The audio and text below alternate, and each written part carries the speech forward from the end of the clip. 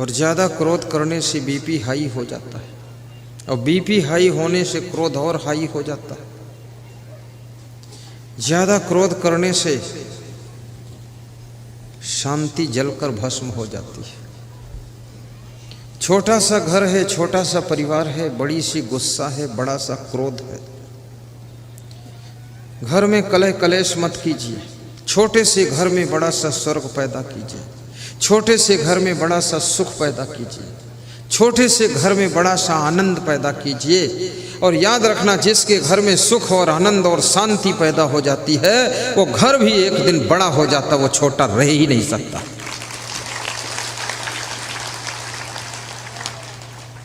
बड़ा घर बनाऊंगा, ऐसी बड़ी प्रतिज्ञा लीजिए।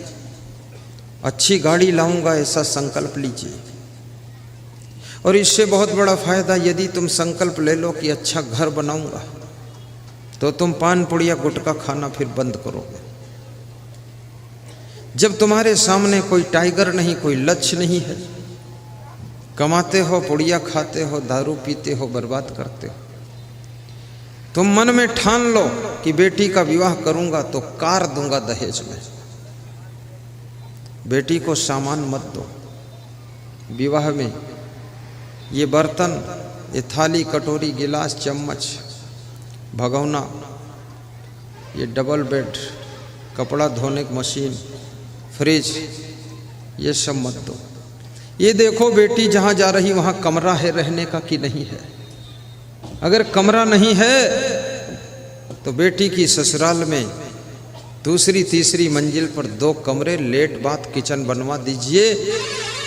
बिना बेड के फर्श पर बिछा कर 1 साल रह लेगी, वो ठीक है। लेकिन जिस बेटी का कमरा अलग हो गया, किचन और बाथरूम अलग हो गया, उसके ससुराल की आधी खटपट तो खत्म हो जाती है। लेकिन माँ बाप को भी ज्ञान नहीं है। मैं जितने माँ बाप देखता हूँ, सब बर्तन देते हैं, कपड़ा देते हैं, फ्रिज देते हैं, सोफा सेट देते हैं। एक परंपरा चल पड़ी है, सब एक दूसरे की नकल कर रहे हैं। और जब इतना सामान, और उधर ससुराल वाला जो तुम्हारा समधी है, उसके पास भी बुद्धि नहीं है, क्योंकि समधी कहाँ रहेगी बुद्धि। और समधिन तो हालत खराब है, बिना बुद्धि की है, खोपड़ी है खाली। ये सामान मना कर दो कि सामान नहीं चाहिए। 5 लाख समधी लगा दे और 5 लाख तुम लगा दो, 10 लाख में 7-8 कमरे का मकान बन जाए, और उसी में जा कर के तुम्हारी बेटी आराम से रहे। बूढ़ी सासू भी रहेगी, खुश हो जाएगी, और वो 100 साल मकान चलेगा। ये फ्रिज और कपड़ा धोने की मशीन उठाने धरने में ही 2-4 साल में टूट टाट के ढकना पकना अलग हो जाता है। क्या मतलब उससे। बेटी को भी मैं कहूँगा, ये सामान का भी लालच मत करिए, कमरे का भी लालच मत करिए। अगर तुमको मायके से कुछ लेना है, उच्च कोटि की शिक्षा प्राप्त करिए। और सुखी रहना है जिंदगी भर, तो माता पिता से अच्छे संस्कार प्राप्त करिए। और शांति से जिंदगी जीना है तो सत्संग से जुड़ जाइए और गुरु की भक्ति कीजिए। और मायके से जब जाइए अपनी ससुराल को, तो गुरु की भक्ति और सत्संग के संस्कार लेकर के पहुँचिए, तो अपने ससुराल को भी स्वर्ग बना दीजिए और सास ससुर को भी शांति प्रदान कीजिए।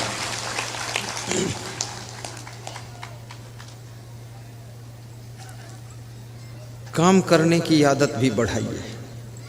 आलस्य में बैठने का स्वभाव छोड़िए। लांग बांध करके सुबह सुबह झाड़ू भी लगाइए। बर्तन धोते समय भी पढ़ाई कीजिए।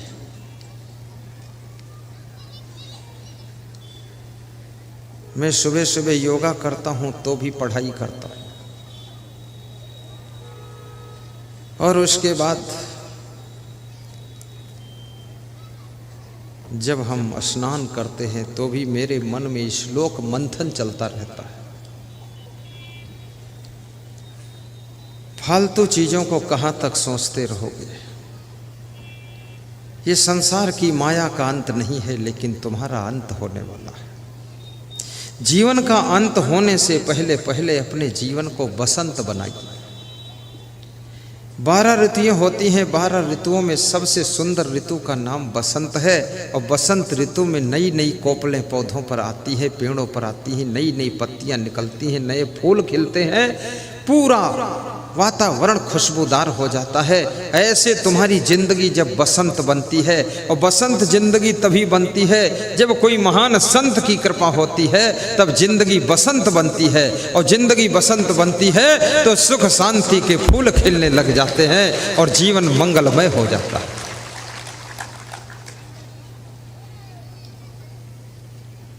दूसरों को भी सत्संग सुनने के लिए प्रेरणा दीजिए। राजस्थान में 3 स्त्रियां सत्संग में आती हैं और गुरु को धन्यवाद देती है। बोली, आपको धन्यवाद है, आपके प्रवचन से हमको बड़ी शांति मिली है। तो गुरु ने पूछा, क्या प्रवचन सुनने तुम आई थी? बोले, हम तो नहीं आई थी। बोले, तो शांति तुमको कैसे मिल गई जब सुनने भी नहीं आई हो? तो उन तीनों बहुओं ने कहा कि मेरी सासू 2 दिन से लगातार सत्संग सुनने आ रही है और सासू सुधर गई है, इसलिए हमको शांति मिली है, तो हम तीसरे दिन आपको धन्यवाद देने आए। तो गुरु ने कहा कि सासू की सुधरने से जब बहुओं को शांति मिल सकती है, तो बहुओं के सुधर जाने से सासू को परम शांति मिल सकती है। हर व्यक्ति सोचता है हम में तो कुछ सुधार की जरूरत ही नहीं है। बाप भी सोचता मैं तो बाप हूं, कोई ऐसे साधारण बाप थोड़े हूं, बड़ी मुश्किल से बाप बना हूं, कसरत किया हूं तब बाप बना हूं। मुझे सब मालूम है, हमें क्या ज्ञान नहीं है, लेकिन बाप को ये पता नहीं है कि बाप होने के अभिमान में तुम उल्टा पलटा काम कर रहे हो, जिससे तुम्हारे बेटे और बहू सब दुखी हो रहे हैं। बाप का भी सुधार होना चाहिए।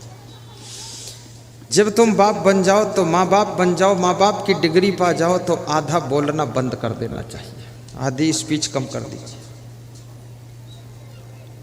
और जब बेटे तुम्हारे माँ बाप बनने लग जाएं, तुम दादा दादी बनने लग जाओ, सास ससुर बनने लग जाओ, 75% बोलना कम कर दीजिए। और जिस समय पोता और पोती की शादी हो जाए, पतोहू आ जाए, बस 90% मौन रहिए, 10% मुस्कराते रहिए। कोई पूछे कैसा है, बोलो जैसा है ऐसा तो कभी हुआ ही नहीं, बहुत अच्छा है, खुश रहो। ज़्यादा बोलने से लोग ज़्यादा नाराज होते हैं, इसलिए कम बोलना भी एक साधना है। सत्संग सुनना एक तपस्या है। प्रसन्न रहना गुरुदेव के आशीर्वाद का फल है। गम खाना समझदारी की पहचान है।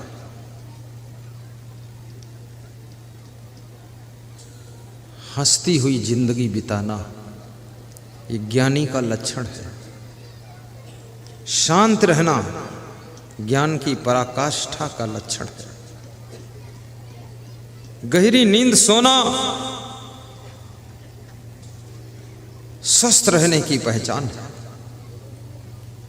और निश्चिंत रहने की पहचान है। मन निश्चिंत होगा, शरीर स्वस्थ होगा, तभी तुम गहरी नींद सो सकोगे। और मन निश्चिंत उन्हीं का होता है जो अपने कार्यों को समय पर पूरा करते हैं। टाल मटोल मत कीजिए, आलस्य मत कीजिए, लापरवाही मत कीजिए, गलतियां बार बार मत कीजिए, दोहराइए मत। किसी के पैसे मत निकालिए, किसी का मोबाइल मत उठाइए, किसी का चार्जर मत लीजिए। 2-4 हज़ार का सामान ले लोगे, लेकिन वो 2-4 हज़ार देने के बाद भी वो शांति, वो चैन, वो निश्चिंतता नहीं मिलेगी जो 2-4 हज़ार की चोरी करने से टेंशन मिली, चिंता मिली, भय मिला, घबराहट मिली, असमंजस मिला, अशांति मिली। ये 2-4 हज़ार रुपये क्या चीज़ होता है शांति तुम 2-4 लाख खर्च कर दो फिर भी मिलने वाली नहीं है। इसलिए 2-4 हजार के लालच में अपनी अमूल्य शांति को नष्ट करना घाटे का सौदा करना है। आप इस लालच को छोड़ दीजिए और जाने दीजिए 2-4 हजार की चीज को ईमानदारी, वफादारी, जिम्मेदारी के साथ रहिए, ताकि आपके मन में कोई टेंशन ना रहे और हंसती हुई जिंदगी को बिताइए। ये सुख बहुत बड़ा सुख है।